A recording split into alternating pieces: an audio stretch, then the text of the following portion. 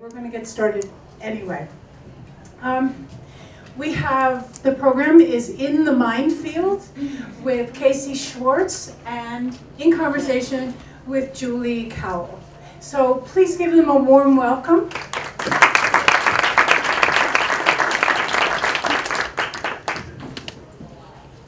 Is that that means go? That's our cue, even without the camera card? Yeah. Okay. And does this mean we should say the important things or the... Well, let us figure out who you are first and then save the really deep and important stuff.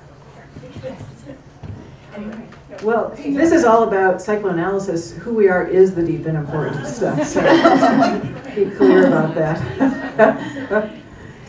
Then I'll do my introduction. Is that right, or you're wanting to record that? Okay, great. Hi everybody, I'm Julie Colwell. I'm glad to see you in this beautiful day. I'm so happy to be talking to Casey Schwartz today. Here's a context for me. I was actually in a bookstore, no, it was a general store kind of place in Fort Collins last week, and I picked up this mug that was called the Freudian Sip mug, and on it said, for when you say one thing and mean your mother. Freud did his work way back in the 1890s, and it has absolutely permeated our cultural thinking. I mean, think about that. It was a long time ago. We're still talking about him like he's right here with us. Probably he is. This is Boulder. Between how my clients as a psychologist come in with their own diagnoses, or even better, their partners, to our assumptions that childhood impacts adult functioning, to our sensitivity to the rest of the story that resides in the unconscious, Sigmund Freud's work has permeated our sensibility. Meanwhile, we have this recent new technology. We've got this ability to study a living brain. That's relatively new. It was always dead brains, and now we can see them in action. And that, you've probably been seeing things all over, like things that you're getting about, well, science has proven now these things that we can see in the brain. Well, be careful about that, as Casey talks about in her book. There's a big gap that's been there that actually I think we're crossing. Casey Schwartz, in the Mindfields, has written a beautiful, poetic, highly informative book that I really recommend that dares to try to bridge the gap between the psychoanalysts, those who have plumbed the intricacies of the human mind, and the neuroscientists. And those are the folks, think about this, they're the ones that stake their claims on science and pure objectivity. This is a big gap that I've been really aware of, and I frankly didn't believe that it was possible to bridge it. A long time ago, I was schooled in the very theoretical, rather mystical depths of psychoanalysis, psychodynamics, and it seemed like that was really beyond the ability of cold data to have anything to do with it. But Casey Schwartz, Ms. Schwartz, details how Freud's theories were born out of his initial immersion in biology and science. He was a scientist first, and then he worked up his theories. So it's very interesting. Casey has worked as a staff writer at Newsweek and the Daily Beast, where she's covered neuroscience, psychology, and psychiatry. Her writing has also appeared in the New York Times, the New York Times Magazine, and the New York Sun, among other publications. She's a graduate of Brown University, and she holds a master's in psychodynamic development, oh, I should have practiced this, sorry, Casey, in psychodynamic developmental neuroscience from University College, London. She lives in New York City. So looking forward to hearing more about how you bridge this great divide, because I have some burning questions for you. Ask away. Okay, here we go. So we agreed ahead of time, this is all about having fun, and I'm just so happy to have this moment of connection with you. Thanks, so Julie. Thanks for being willing to do this. So first, would you be willing to tell us about your journey to writing this book? Like, what took you originally to psychoanalysis and then to neuroscience? How'd you get into this big step, this gargantuan task? By accident, Really? basically. Yeah. No, in my early 20s, I had the thought that that I wanted to do what you do, that I wanted to be a psychologist. So I went off to graduate school, and it was a 2-year program. Actually, it was this very unusual new program. The first year was in London at the Anna Freud Center, which most people probably won't be familiar with. It's this very sort of unusual building that is in North London, started by Anna Freud, Sigmund's daughter, in the 40s. And Anna lived directly across the street until her own death decades later, and she just sort of presided over this miniature psychoanalytic empire. And to a large extent, that still exists today. Psychoanalysis still exists as a real cultural force in this very small, very rarefied slice of London. So what made this program unusual wasn't that we were plunged into Freud world for a year. It was that we were plunged into Freud world, and then the second year, we returned to the United States to study the brain at Yale. And this was almost an experiment of a graduate school, because this had never really been done, and the idea was that something fruitful could come from the combination. So when we got to Yale, there were only 9 of us in this little program, and I just remember feeling, wow, I'm looking at such a starkly different landscape here. It's neurons, it's brain chemistry, and above all, it's machines. Just as what you alluded to in your introduction. Machines. I mean, this was basically what our curriculum consisted of: a machine a week. The fMRI, the PET, the SPEC, the MEG. Acronyms flooded my life. There was just the haziest memory of the charming year of ego, id, unconscious. It was almost like it had happened to someone else. And it was disorienting, the discovery that these fields both purported to be kind of studying inner life, but seemed to have nothing to do with each other. Well, it seems like right in the middle was a crucial moment of meeting Mark Solms. Is that right? Can you take us there? Yes. It's like opened a brand new world for you. So Mark Solms.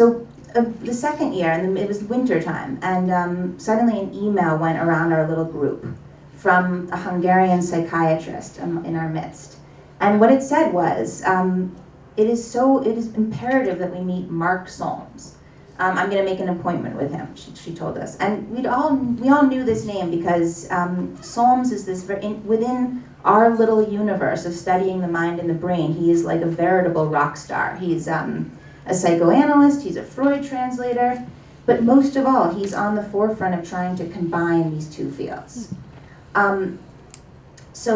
Julie had suggested I maybe read a passage about trying to meet Mark Solms, the elusive Mark Solms, who lives in Cape Town but flies to New York once a month for 2 days, which I think says a lot about who he is. So Solms lived in Cape Town but came to New York every month for different engagements, including a lecture series he had run since the early 1990s, inviting neuroscientists of every stripe to speak about their work on topics like memory, emotion, and unconscious cognition to audiences of psychoanalysts. The lecture series was one of the countless tactics Solms had implemented over the years in his effort to effect the integration he envisioned. We were supposed to meet Solms at the end of one of these lectures, but when we arrived at the New York Psychoanalytic Society and Institute, a boxy gray building on East 82nd Street, we found the heavy wooden door locked and no sign of anyone inside. We knocked. We waited. We knocked. Finally, the door opened. A short man with a bad leg, a foreign accent, and a feather duster in one hand peered out at us discouragingly. "Dr. Solms has left the building," he said, and began to close the door. Suddenly, a man in a flapping trench coat joined us on the sidewalk. "The Yaleys," he said, leaning in. I recognized him as Dr. David Goldman, Upper East Side psychoanalyst, whom I'd met at a conference the month before. "Mark Solms was looking for you, but he left because he thought you weren't coming," he said. We asked where he went. We asked the custodian, still in his territorial stance in the doorway, whether he knew how we might reach Dr. Solms. "He's gone," the man said with Eastern European finality. Does he have a cell phone? Will he be back? We asked. No, he said, and successfully closed the door. Dr. Goldman, it seemed, had now joined our cause. He pulled his digital camera from around his neck and began to show us pictures of Solms that he'd taken that morning at the lecture we hadn't attended. We clustered together to look at Dr. Goldman's viewfinder. Mark Solms had a large, expressive face, a prominent, rounded nose. I looked up from the camera. Where would a famous neuropsychoanalyst go after being ditched by a group of grad students he had graciously agreed to meet with? The answer seemed clear. To lunch. From where we were standing, I could see a row of restaurants on the perpendicular avenue. One little trattoria stood out somehow, for the crisp white lettering on its canopy. On impulse, I jogged down 82nd Street, across the avenue and into the restaurant. It was quiet inside and empty, except for a group of about 6 or so sitting around a table in the front. There, unmistakably, presiding over the conversation, was Mark Solms. I felt ridiculous as I interrupted the group. Excuse me, but are you Mark Solms? Yes, he said, unsurprised to be recognized by someone he'd never met before. I explained who I was and apologized for the confusion. We'd planned to meet him at the end of the lecture, I said. We'd heard the speaker before and decided not to come early to hear her again. I can't say I blame you, he told me, his British-inflected South African accent warm and commanding. We agreed to regroup in an hour. The thin blonde woman sitting next to him, her chair drawn in close, didn't look happy to hear this. Solms was one of those people, it was immediately clear, whose departure precipitates the end of the party. So that was Mark Solms. That was the moment that I sort of met my main character, as I kind of quickly came to think of him even that very afternoon. In part because what he stands for is so simple. He has such a simple message, and that is, look, there can't be one mind for psychoanalysis and one mind for neuroscience. There's only one mind. And that simple statement had like somehow disappeared in the murk and ambiguity of graduate school. So when I remember that sentence coming out of his mouth that February day and thinking, yes, Solms says so much about where these two fields are at right now. What I'm appreciating about the passage is we get to meet Mark Solms, but we also see the level of commitment that you had. Like you were on it, you ran, you found him. So this book really reads that way, like almost like a detective novel of you finding the source, finding the information, and going deeper. And I plagued him, Julie. I plagued him for 5 years, actually. And I did. That's commitment. So we're going to come back to him in a little bit, so piqued your interest, perhaps. So I've thought over time, here's the question, like if you were going to meet somebody who's dead, who would it be? It's an interesting question. Who would it be? And for me, I'd love to sit down with Sigmund Freud. Mm-hmm. And so to hear your relationship with him, it was really interesting and intriguing to me. What I noticed in reading this is it seems like your relationship to Freud kind of shifted through the book and through over time. So I wonder if you'd walk us through that a little bit about what happened for you. I came to Freud, as I think as a lot of people do these days, which is to say through literature, studying literature at college. Oh. And so it wasn't through, it was in a way I came to him thinking of him as a fabulous writer, rather than thinking he had something totally literal to say about the mind. And my vision of him as a college student was that he was this incredibly funny, incredibly warm-spirited, almost mischievous figure. In part because I read this interesting book called Tribute to Freud, this obscure little book, like written in the 50s by the poet H.D., a woman who'd been analyzed by him in the 30s. And her account, I mean, every time she says something deep, he would spring up and light a cigar and say, we need to celebrate this. So that was what I thought was Freud. But then when I got that. So it's not exactly, orthodox. But when I got to London, he was almost as if, when you're studying him in training to put his ideas to use, a lot of that flexibility and humor kind of seems to disappear. And I almost felt that he was sort of a statue. and I was surrounded by literal Freud statues. When you enter psychoanalytic institutes, it's like you're walking into a vast collection of Freud statuettes. So that was funny, I'm interesting. thinking what I have is a Sigmund Freud action figure. It's not quite the same. I like that. So that's it. You started with one image of him, and then it sounds like as you got deeper into the whole community of psychoanalytic thinking, it became more kind of rigidified and not exactly the lively figure that you experienced. Is that right? Yeah. Did you say anything more about that? Like, where are you? What's your relationship with him now? Well, I think now that I long have decided no, I always secretly wanted to be a writer and never really a psychologist. I'm back to sort of just pure enjoyment of him. Lovely. Which is, yeah, it is lovely. Yeah. So. Interesting. At some point you described some research on depression, some very scientific, I'm thinking cold, measuring kind of research. And you say, for the sake of science, each emotion under scrutiny must be lifted as if with sterile tweezers of the human heart and slid beneath the microscope. Nowhere did I find an acknowledgement that these formulations did not actually resemble human experience, that they were at best radically impoverished sketches of inner life. So I wonder now, knowing that, what would you say to researchers that are out there looking at all these images that they're collecting about how in the world do they come back to the richness that I think you're talking about with psychoanalysis? It's very hard to get up the courage to say the word Freud to neuroscientists. In fact, I don't necessarily advise it, because the second that you do, you stand for something that is, not serious, it's passé, it's outdated, it's where's the proof, what are you talking about? It's a way to sort of end a conversation. And I don't know if I would have the nerve to, or the presumption to tell neuroscientists how to do their job, but in the book, I described the second year when I got to Yale, and I was suddenly immersed in all this brain research, all these brain studies. You see that, for instance, the idea of depression.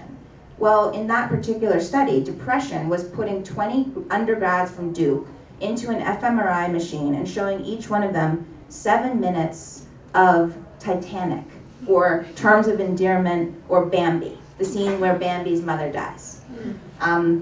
And that was how they created depression. And so that they felt that whatever that then came next was sort of said anything about depression. So yeah, I guess I was just puzzled by how it's possible that 100 years of clinical insight from psychology and psychoanalysis exists, yet is somehow kind of not making it into the lab. Right. I'm noticing a feeling sad about the loss of those, the depths and the richness. I felt sad too. Which takes us to your own experience. You talked about your dad and sort of his own journey through that. How do you carry all of that yourself? Well, my own dad, who's a writer and kind of radio presence in New York, was while I was in grad school reading all these things and all these studies, he was sort of mired in this terrible, terrible Black Depression for about 3 years, actually. And so how did I carry it? I don't know. I hoped that he would sort of return to us. But reading Freud on depression, Freud's classic text, Mourning and Melancholia, one of the most brilliant things I've ever read. And it's so poetic, it's so deep. And I thought about him that when I was in London reading this, and when I got to Yale, particularly that, I remember this study using Bambi, Titanic in terms of endearment. I just thought, wow, I can't believe how advanced Freud was a century ago, and here we are, and this says nothing. I'm appreciating you and then this group that's gathered who are focused on the literary depths and that really embodying something that's so much bigger than a slide. And also the scientists that are really looking for a way in and saying, well, how do we find it? What is it that we're looking for? Mm-hmm. Do you have any sense of what that is that they're looking for, if it's not Bambi on a slide? Well, I mean, they have this incredibly difficult task, which is to sort of tell us how the brain works. Oh my God, what could be harder?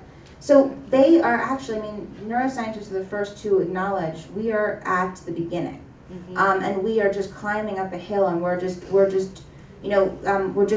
each studying our little corner, our little inch, our little centimeter of the brain, and we don't quite know how this will come together yet. But it's a quest. That's where I think that was my sense of where that field kind of is in general.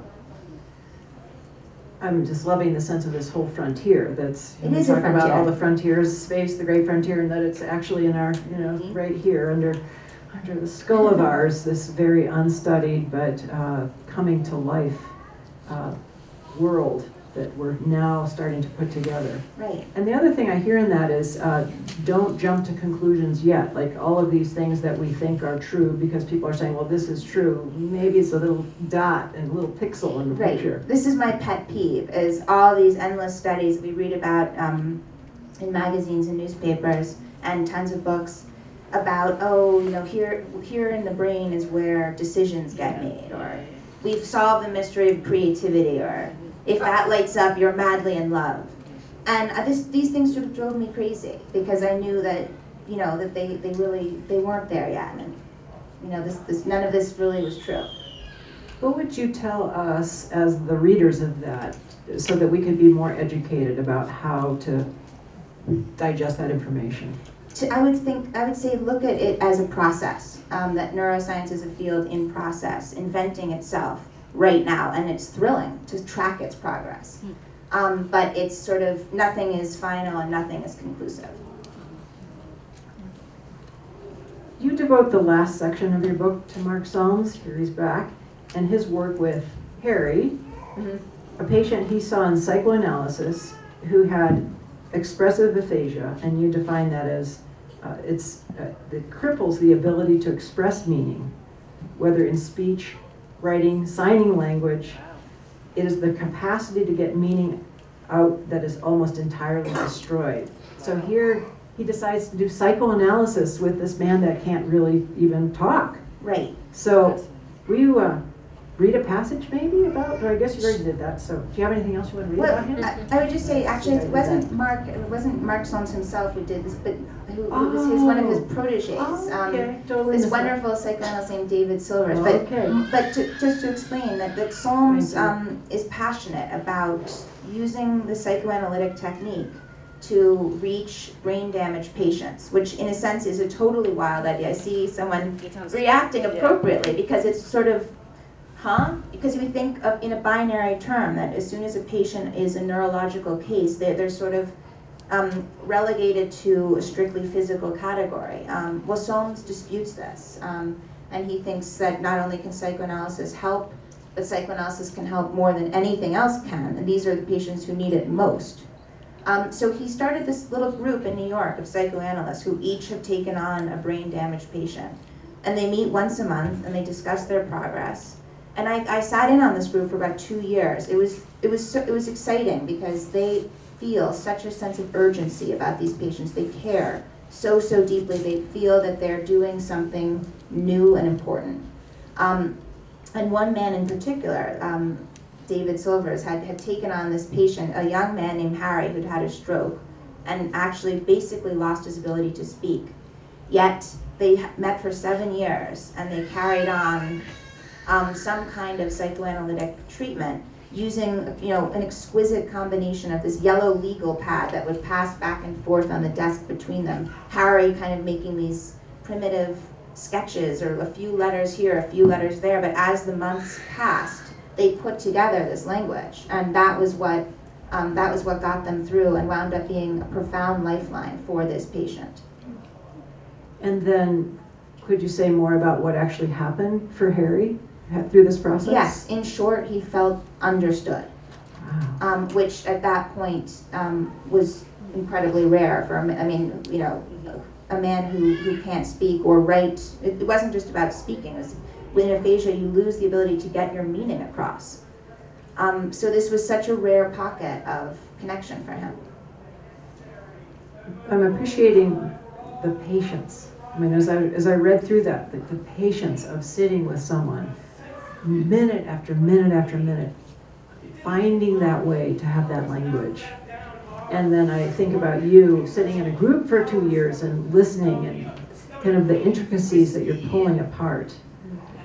I wonder how did you do that? Like, what is that about you that you were able to be so present with that? Oh no, I mean, I think anyone in this room would have been fascinated too, because it's genuinely amazing to hear analysts talk about these unusual patients. So it really it just took my showing up, and that was about it. So you were quite fascinated with what? Well, again, the boldness of this. These were mostly people in their 60s, 70s, and 80s who had not thought about or learned about the brain in decades, in many cases, that were sort of re-educating themselves and taking on this bold new project with these very different kinds of patients, and I found that inspiring. Is there something else you'd like to say now, since I confused Mark Solms with Silvers? Is there something else you'd like to say about Mark Solms and his impact on you as you, what was your word? It wasn't stalked. Oh, I plagued him. You plagued him, yes, as you plagued him. Like, what did you really take away from that relationship? His largeness. And, it's not very common to encounter someone willing to look for the best here, the best there. I mean, earlier today I was talking to Manil Suri about math and literature. And one of the things he was talking about was how siloed people in academia really are, that fields do not engage with each other. But Solms is such an exception. I know we need to leave time for Q&A Yes. here, and so I'd love to know just a little bit more about how did writing this book actually change you? It cemented my conviction that this is what I wanted to do, and I learned a lot about the power of this simple human connection that comes about between a therapist and a patient, that I'm sure your day-to-day life is all about, Julie. Absolutely, absolutely. Mm-hmm. And Casey, because I don't know if we'll be able to, I get to ask you anything else, what currently fascinates you? Oh, the teaser, right? I'm kind of thinking about women writers these days. Okay. But, who knows where all of those things how they could all come together. So right. Look forward to reading about that. Thank you so much. Yes. So I think it's probably time to open to some questions. Yes. Anybody has any questions? I'll bring you the microphone.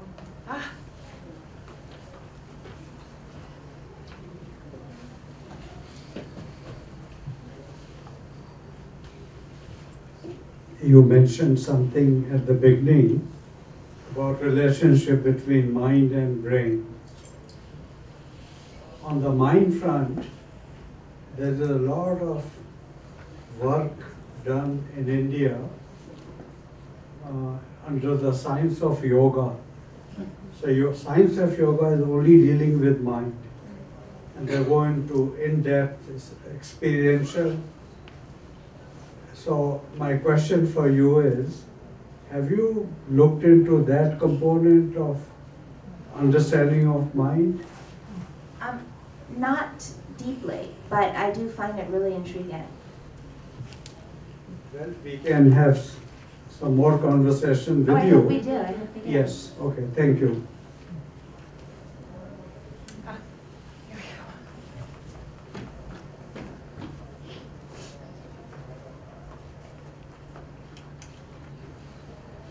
I view the definition of a science as something that should make claims which are falsifiable, Right.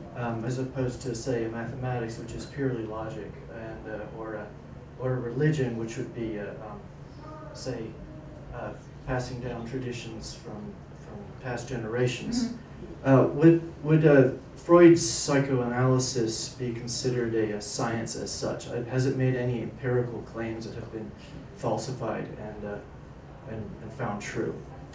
I think Freud would have said it was a science to some extent, even though he knew that it was kind of a compromise. He turned away from biology, 20 years in labs, to focus on patients and what they said and did in the consulting room. So he sort of did that reluctantly, knowing that neurology and biology weren't quite sophisticated enough for his kinds of inquiries yet. But no, you're right. I mean, of course, people disparage psychoanalysis for that reason. They call it unscientific.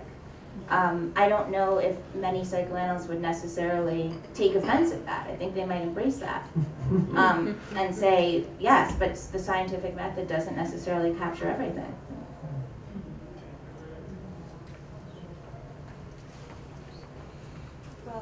Well, and to me, one of the obvious statements that science makes, and it's my field, is that humans don't use but 10% of their brains if they're lucky, implying that somehow there was this error, that our brains are just too big, when from a spiritual sense, I think we're multidimensional beings, and their instruments are not sophisticated enough to test anything yet. And also, we are just moving into the consciousness of multidimensionality and how we experience it from a 3D mind. And yoga is teaching us that, of course, we do go into the 5th dimension, or beyond, or somewhere else. I'm wondering how much that appeared in your discussions with these scientists. Do they even admit that? Do they admit? They're testing muscle, basically, and seeing where the muscle lights up and flexes. And I go, well, that's cute, but that's not consciousness. That's not what I think of as fascinating about humans. I'm so glad we're having this conversation in Colorado. It somehow feels very Boulder. I'm from Berkeley. Welcome to Boulder. Yeah, well, good. I'm glad we can. Actually, it's not, and I'm bored in Boulder, but I'm from Berkeley, so I'll open my. Got it. You know, no, I don't think that neuroscientists look at it that way. But I don't either. Just pass this around. Okay. So a similar question, something I've been reading a lot about is something they call the heart problem. You know, in terms of neuroscience can look at how the mind works, but somehow it never can really get to what consciousness is. right, And I know that there's an organization called Science and Non-Duality. They have a conference happening out in California where scientists who are trying to look at this from a scientific point of view and combine it with spiritual points of view also. So anyway, I'm just wondering if you have anything to say about this idea of the hard problem of exactly what consciousness is from the neuroscience. Wow, what an epic question. And guess what? I didn't tackle it in the book. I dodged it. This time. Exactly. I could only take on so much. Because that is the big question. Exactly. And just one other real quick one. Another point of view besides the yogic point of view, then from the Buddhist point of view, there's the idea of no self. It's not that we don't exist, it's that we are basically a concept. This I that I worry about is a conceptual thing. And there's a psychoanalyst, Mark Epstein, who's written a book of Thoughts Without a Thinker. Yes. And I'm wondering if you address some of these ideas also. No, not really. I really stuck to. I used Psalms as my my way through in terms of narrative. So it's a little bit of biography, and it focuses on his specific projects and ideas. But it's such rich territory. Thank you.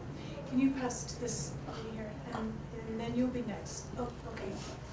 We have plenty of time. So I had the interesting experience of having a partial aphakic seizure about 4 years ago, and they've discovered a brain tumor, so I've had surgery and dealt with neuroscientists, neurosurgeons, and neurologists. And what fascinates me is their complete lack of interest in the story, because I was conscious as I had no words. And I could tell them so much, but no one wants to hear. If only you had seen Oliver Sacks. If only I had met Mark Solms. Well, exactly. So it's very interesting to me because I think there are hundreds of us who've had this experience and could tell, you know, a story to them that could help them understand what's going on, and they just don't have any questions. Yet your language sounds so perfect. So. Brain surgery. But it's taken 3 years, and this is the first time I've spoken in public like this. Oh, yay! Thank you. We're actually very honored by that. Thank you. Thank you.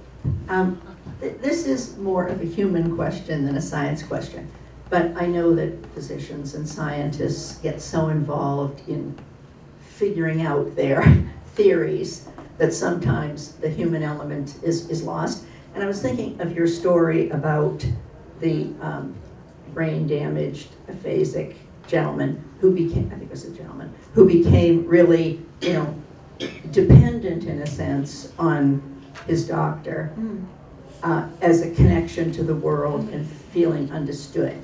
Now, you know, maybe you psychologists and medical people can think about, I mean, or answer this, but I mean, in other words, is there some ethical issue around dependence that maybe the therapist could have said, let me teach your friend or your wife or a larger circle of people to connect with, rather than having that critical, I'm assuming, dependence on one person who was actually a professional, also studying the person, rather than an honest human connection of dependence. Well, I think it's more complicated than dependence. You know, aren't I dependent on those people that I love in life in general? It's that, I don't know if that's necessarily a problem, or it's. Well, but it's not a professional. I guess I was saying that's a professional relationship. Mm-hmm. In other words, physicians are bound not to become personal with their patients, and so it just struck me that that was a very personal connection, and that wouldn't it be better to have a family, as you said, you're dependent on your family, involve the person in a larger social sphere than just that one paid. I think David Silvers might have said, you know, I'm doing as much as I can. You know, what he could offer was psychoanalysis. He, you know, that was the trade he plied. So I don't know if he would have been equipped to even teach the family, or if that would have been within the purview of his responsibility.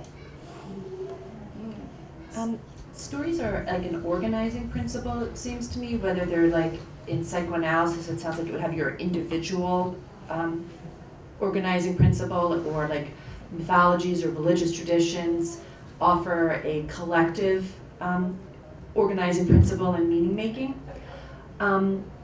So that's one thing which is found interesting, a lot of different kinds of thoughts here.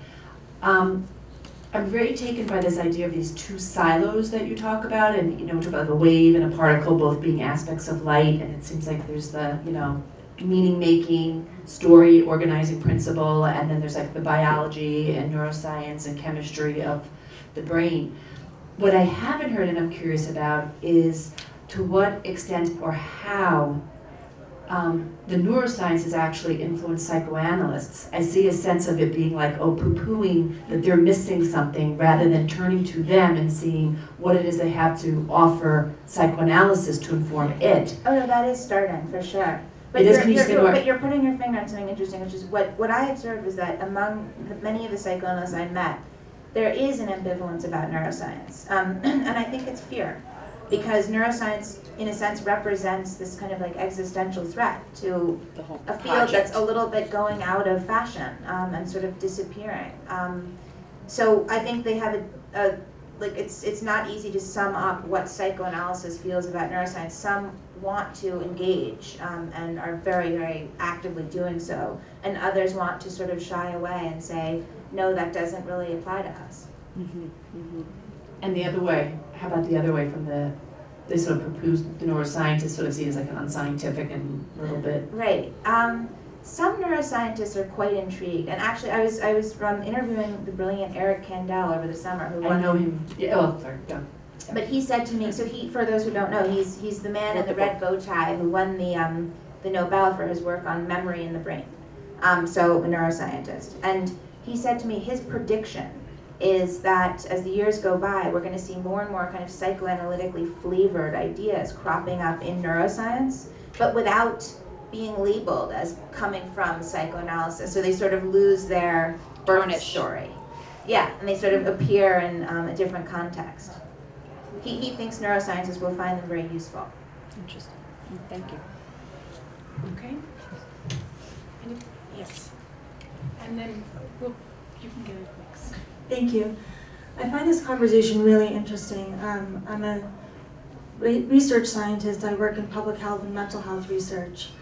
You can argue about whether social science is real science or not, but I tend to do more qualitative research, so I work a lot with stories.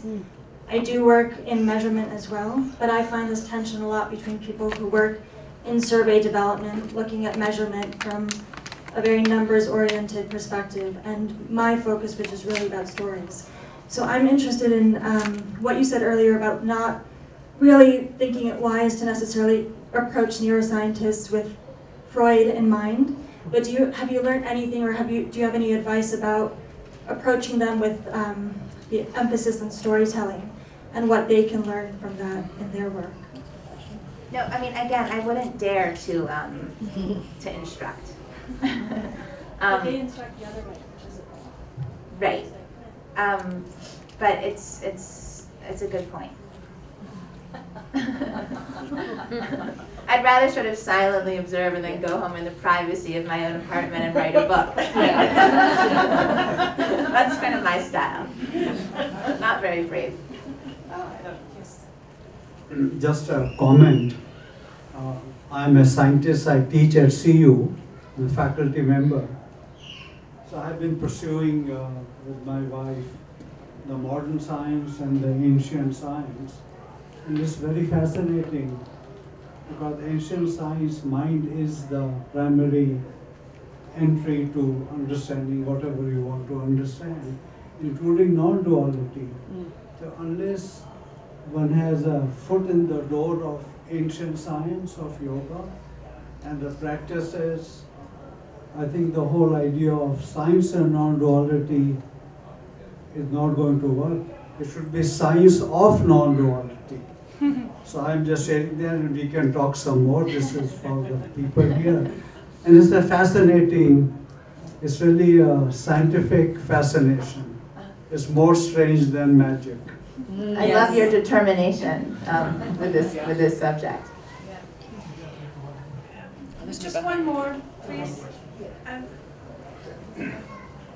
The conflict you say that exists between the neurologists and Freudians, is that true also of the other people who followed Freud, Adler and others?